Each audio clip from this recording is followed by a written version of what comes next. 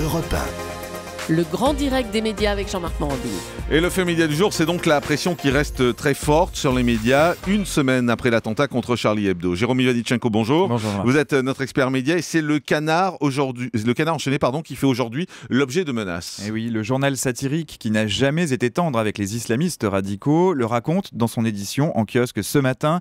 Des menaces adressées à la rédaction jeudi dernier, au lendemain de l'attaque terroriste contre Charlie Hebdo, sous la forme d'un courrier électronique. C'est votre tour, annonce ce message. Un message qui prévient aussi que les journalistes du Canard enchaîné seront découpés à la hache.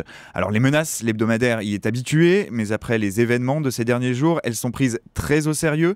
Le procureur de la République a immédiatement ouvert une enquête, tandis que la surveillance policière autour de l'hebdomadaire a été renforcée.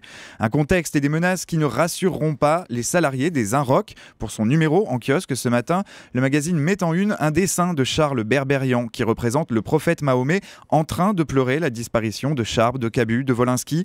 On apprenait hier que cette couverture ne faisait pas l'unanimité au sein même de la rédaction. Certains journalistes sont choqués et estiment qu'elle n'est pas opportune et qu'elle ferait courir un risque très grave au personnel des Inrocks. Alors ces menaces touchent des rédactions mais concernent aussi des journalistes et notamment Éric Zemmour. Et oui, le polémiste devait se rendre hier soir à Seraing en Belgique pour un débat autour de la liberté, de la laïcité et de l'obscurantisme, mais sa venue a été purement et simplement annulée. C'est le quotidien belge Le Soir qui s'en est fait l'écho, rapportant qu'Éric Zemmour faisait l'objet depuis plusieurs jours de menaces de mort. Le ministère de l'Intérieur aurait décidé de placer le polémiste sous haute protection.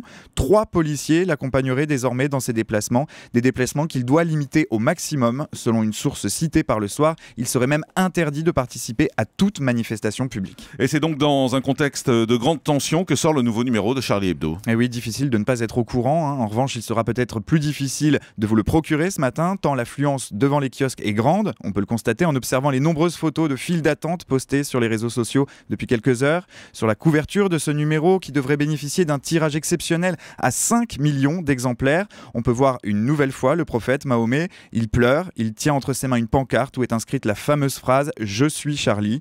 Au-dessus de ce dessin signé Luz, on peut lire une phrase « Tout est pardonné », comme un message d'apaisement, mais le simple fait de représenter une nouvelle fois Mahomet, ce qui est considéré comme blasphématoire, suscite évidemment des réactions.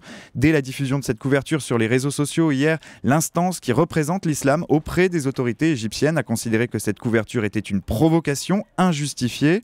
En France, si certains appellent au calme et au respect de la liberté d'expression, d'autres considèrent que Charlie Hebdo met de l'huile sur le feu avec une provocation de plus à l'égard des musulmans.